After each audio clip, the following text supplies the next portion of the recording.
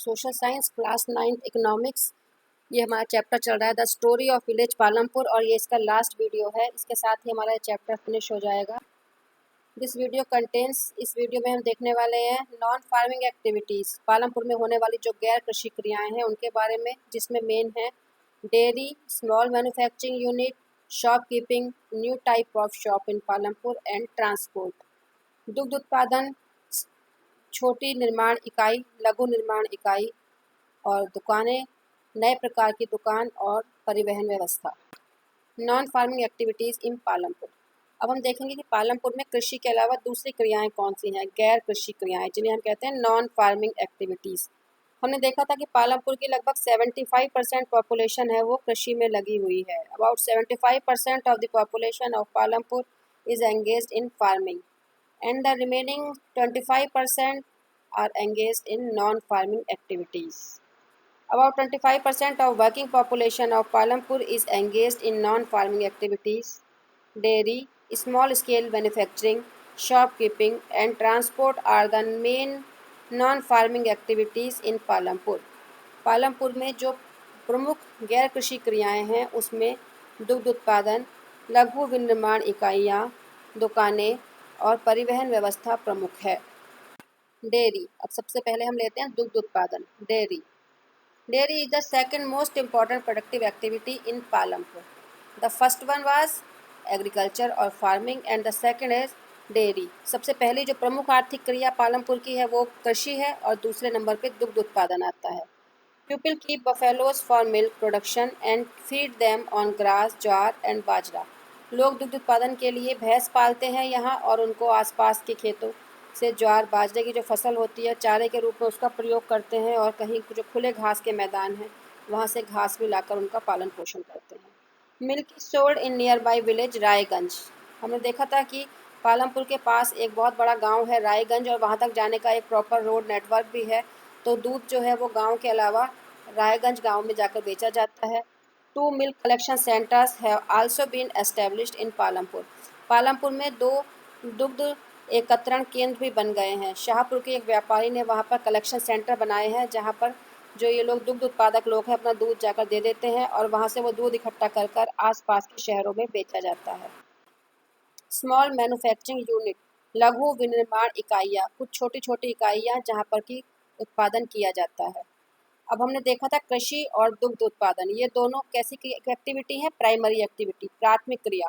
ये small manufacturing unit ये secondary activity है, ये द्वितीय क्रिया है क्योंकि इसमें किसी नई वस्तु का उत्पादन किया जाता है। About 50 people in Palampur are engaged in small scale manufacturing work. Palampur में लगभग 50 लोग ऐसे हैं जो कि बहुत छोटे स्तर पर निर्माण कार्य करते हैं। एक तरह से उनकी इंडस्ट्री को हम कॉटेज इंडस्ट्री कह सकते हैं, कुटीर उद्योग, जो घर में ही परिवार के सदस्यों की सहायता से चलाया जाता है। In this manufacturing work mostly family labour is used. इस कार्य में केवल घर के परिवार के लोग ही मुख्य रूप से श्रम का कार्य कर देते हैं। Methods of production used in these units are very simple and generally traditional. इनमें जो उत्पादन के तरीके प्रयोग किए जाते हैं वो जनरली बहुत सिंपल होते हैं, साधारण से होते हैं और पारंपरिक होते हैं। मीन्स इनमें कोई हम बहुत new technology, new equipments use नहीं करते, बड़े पारंपरिक तरीक़ों से वस्तुओं का उत्पादन करते हैं। नो स्पेशल फैक्ट्री और workshop is established for manufacturing work in these small scale units. ये जो स्मॉल स्केल यूनिट है, ये छोटी छोटी जो निर्माण इकाइयाँ हैं, इनके लिए अलग से कोई फैक्ट्री नहीं बनाई जाती, वर्कशॉप नहीं बनाई जाती, बल्कि इनको कहाँ पर चलाया जाता है, manufacturing work is done in houses और फील्ड्स ऑफ द मैन्युफैक्चर। जो लोग अपने घरों में ही, घर का ही एक कमरा या आंगन या उनके पास अगर ज़मीन है तो अपने ज़मीन पर ही वो इस प्रकार के कार्य कर लेते हैं। Example, sugarcane crushing and jaggery making unit. इसका सबसे अच्छा उदाहरण है शुगर केन क्रशिंग, गन्ने का रस निकालकर उससे गुड़ बनाने का कार्य। इसमें गन्ना उत्पादक किसान अपने खेत में ही एक कोल्हू लगा लेता है, उसको बैलों के द्वारा या इंजन के द्वारा चलाया जाता है और फिर उस गन्ने के जूस से, गन्ने के रस से गुड़ बनाया जाता है। शॉपकीपिंग, दुकानें। There are few small shops in Palampur where so many items are sold. Palampur में कुछ दुकानें ऐसी हैं जहाँ पर बहुत सारी चीज़ें बेची जाती हैं, मतलब वहाँ पर ऐसा कोई स्पेसिफिक मार्केट नहीं है जैसा हम शहरों में देखते हैं कि पर्टिकुलर आइटम की एक दुकान होती है वहाँ पर कुछ ऐसी दुकानें हैं जहाँ लगभग सभी चीज़ें मिल जाती हैं, such as rice, wheat, sugar, soap, biscuit, pen, notebook, clothes et cetera. मतलब एक ही दुकान पर ज़रूरत की सभी चीज़ें वहाँ पर मिल जाती हैं। Shopkeepers by these items from the wholesale market in the cities.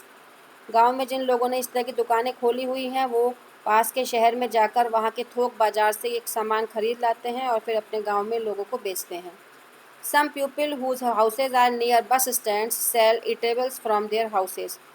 कुछ लोग ऐसे हैं जिनके घर बस स्टैंड के पास हैं, तो उन्होंने अपने घर में ही बाहर के कमरे में इस तरह की दुकानें खोली हुई हैं जहाँ वो खाने पीने का सामान, ईटेबल्स, खाने पीने का सामान बेचते हैं। जैसे हमने देखा होगा कई जगह बस स्टैंड पर चाय, समोसा, पकोड़े, इस तरह की चीज़ें मिलती रहती हैं।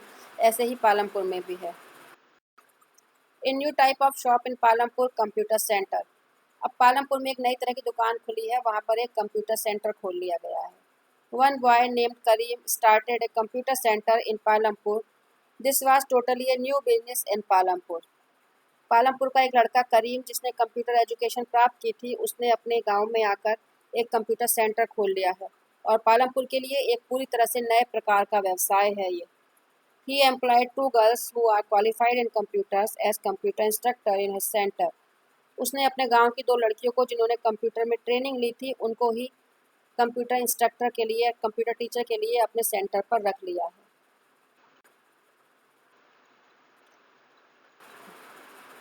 A man named Mishilal started sugarcane crushing and jaggery making unit in Palampur. Palampur में ही एक और व्यक्ति है जिसने कि अपने खेत में शुगरकेन क्रशिंग मशीन लगाई है, कोल्हू लगाया हुआ है, जहाँ से वो गुड़ बनाने का काम करता है। A man named Karim started a computer centre in Palampur. Karim नाम के व्यक्ति ने कंप्यूटर सेंटर लगाया है। In what ways is Karim capital and labour different from Mishilal. अब हम यहाँ सोच सकते हैं कि करीम ने जो पूंजी लगाई है और श्रम लगाया है वो मिशीलाल के द्वारा लगाई जाने वाली पूंजी और श्रम से किस तरह से अलग है, उसमें क्या डिफरेंस है। करीम ने जो कैपिटल लगाई है उसने एक रूम बनाया है, उसमें कंप्यूटर्स रखे हैं, और मिशीलाल ने एक कोल्हू खरीदा है, उसमें एक इंजन लगाया है, गुड़ बनाने के लिए इंफ्रास्ट्रक्चर तैयार किया है। अब हम लेबर की बात करते हैं। करीम को जो लेबर की ज़रूरत है उसके लिए स्किल्ड लेबर चाहिए, कुशल श्रमिक की आवश्यकता है, ऐसे लोग जो कि कंप्यूटर में ट्रेंड हैं। लेकिन मिशीलाल वहाँ पर लेबर नहीं रखता, वो खुद ही अपना ये काम कर लेता है, या अगर वो लेबर रखेगा भी तो उसको अनस्किल्ड लेबर से भी उसका काम चल जाएगा, किसी पर्टिकुलर ट्रेंड व्यक्ति की आवश्यकता उसको नहीं होगी। Transport sector in Palampur. Palampur में परिवहन। पालमपुर में परिवहन भी एक रोजगार के एक नए माध्यम के रूप में उभरा है। There is a well developed road network from Palampur to Raiganj and Shahpur. हमने देखा था पीछे कि पालमपुर के पास एक कस्बा है शाहपुर, जो 3 किलोमीटर दूर है, और एक बड़ा गांव भी है रायगंज। और पालमपुर से इन कस्बों, शहरों और आसपास के क्षेत्रों तक जाने के लिए एक अच्छा विकसित सड़क का जाल बिछा हुआ है, एक वेल डेवलप्ड रोड नेटवर्क बना हुआ है, जिस रोड का यूज़ लोग ट्रांसपोर्ट के लिए करते हैं। Various traditional and modern types of vehicle carry goods and people on these roads. बहुत से पारंपरिक वाहन और आधुनिक वाहन इन सड़कों पर सामान और लोगों को लाने ले जाने का काम करते हैं।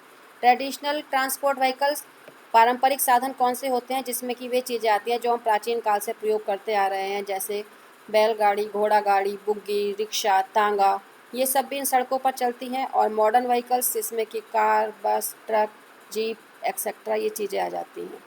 तो दोनों तरह के साधन यहाँ पर लोग यूज़ करते हैं, लोगों को पहुँचाने के लिए, सामान पहुँचाने के लिए, और ये उनके रोजगार का एक प्रमुख साधन भी है। In return they get paid, और बदले में वो लोगों से पैसा लेते हैं। Transport sector is growing rapidly in recent years due to increasing movement. हाल ही के वर्षों में हम देख रहे हैं कि लोगों का शहर या बड़े गांवों में आना जाना बढ़ गया है। कुछ लोग एजुकेशन के लिए जाते हैं, कुछ लोग वहाँ पर ट्रीटमेंट के लिए, हॉस्पिटल, मेडिकल फैसिलिटी के लिए जाते हैं।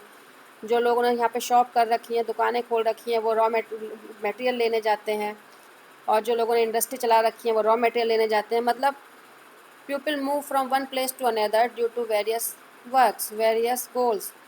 तो इसीलिए ट्रांसपोर्ट सेक्टर ऐसा है जो बहुत तेज़ी से बढ़ रहा है, लोगों का आना जाना बढ़ रहा है, इसीलिए इस क्षेत्र में लोगों के रोजगार के स्कोप, अवसर भी बढ़ते जा रहे हैं। बस ये लेसन हमारा यहीं समाप्त होता है। अब हम नेक्स्ट लेसन बाद में स्टार्ट करेंगे।